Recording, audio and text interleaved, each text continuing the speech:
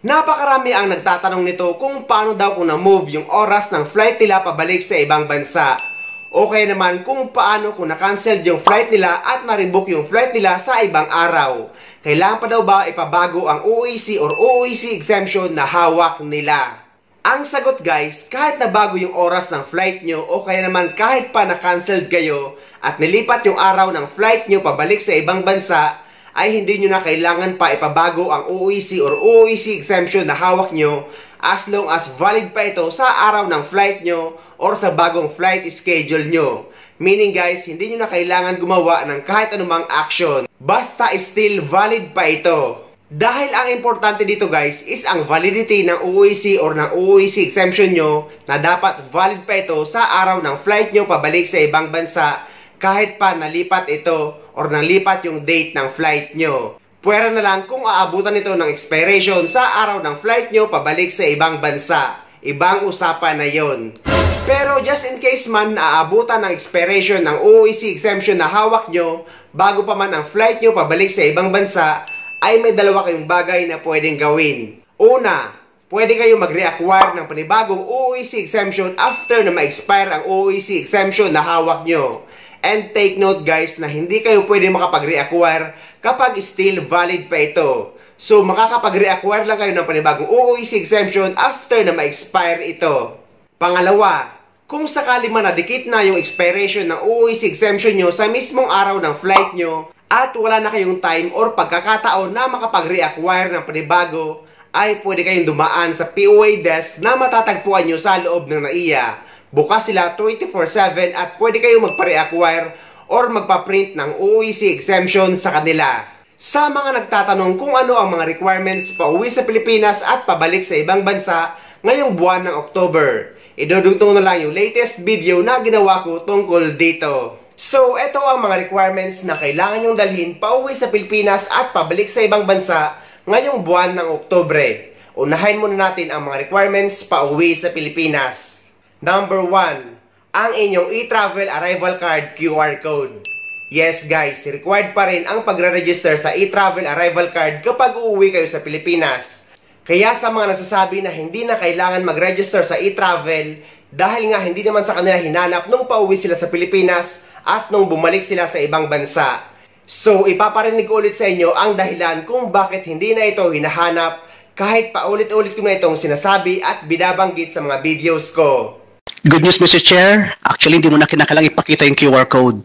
We're able to successfully integrate e-travel directly to the immigration system. Ibig sabihin po, pagka-scan pa lang ng passport, hindi na kinakailangang isa-isahin pa ho na mag-scan ng QR code, Mr. Chair. Another improvement po na nagawa ko natin po sa upgrade natin sa e-travel. So, malinaw na kaya hindi na ito hinahanap dahil pag-scan pa lang ng passport nyo sa immigration, ay nakikita na ng immigration officer kung nakapag-register kayo sa e-travel or hindi. Number 2, ang inyong passport. Number 3, ang inyong ticket. So yan lang guys ang mga kailangan nyo kapag uuwi kayo sa Pilipinas. At sa mga nagtatanong naman kung kailangan pa daw ba ng vaccine certificate o kaya naman ng PCR test para sa mga OFW na unvaccinated. Ang sagot guys ay matagal na itong inalis dahil nga inalis na ang public health emergency sa Pilipinas. So meaning ay hindi na kailangan ng PCR test o kaya naman ng vaccine certificate kahit ano pa ang vaccination status nyo, mapa-vaccinated man kayo or unvaccinated.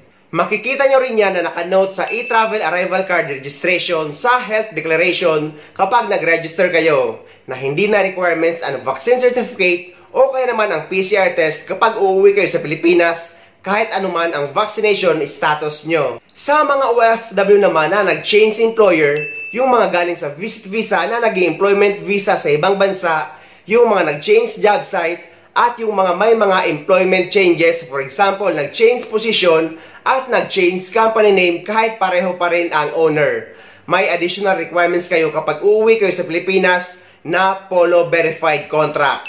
Yes guys, kailangan nyo magpa-verify ng panibagong kontrata sa Polo Office sa bansa kung saan kayo nagtatrabaho para makakuha kayo ng updated OEC sa POA. Pero yung mga OFW na dati ng documented OFW na pumunta sa ibang bansa, meaning yung mga dati ng may OEC at babalik under the same employer na walang any employment changes, ay hindi na required magpa-verify ng panibagong kontrata dahil pwede na kayong mag-acquire ng OEC exemption sa inyong PAPS-BAM account at gagawin nyo na lang ito online. At sa mga hindi naman marunong mag-acquire ng OEC exemption online, ay pwede kayong magsadya sa pinakamalapit na POA office sa lugar nyo o kaya naman ay dumaan kayo sa POA desk sa loob ng NAIA at bukas sila 24 oras. At pwede kayong magpa-print ng OEC exemption sa kanila. At take note guys na ang pwede lang sa POA desk sa loob ng NAIA ay yung mga OFW na for OEC exemption lang.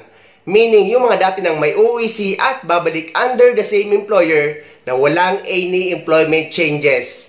Pero yung mga OFW na may dalang polo verified contract, for example, nag-change employer, ay sa mga POA branches kayo sa labas kukuha ng updated OEC nyo. Hindi kayo pwede sa loob ng NAIA o kahit sa mang international airport.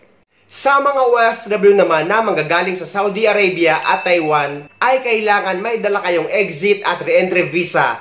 Dahil guys, madalas itong nababanggit ng mga OFW na galing sa Saudi at Taiwan.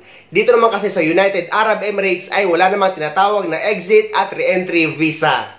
So yan ang mga requirements na kailangan yung dalhin pa uwi sa Pilipinas. At pumunta naman tayo sa mga requirements pabalik sa ibang bansa. Number 1, ang inyong e-travel departure card QR code.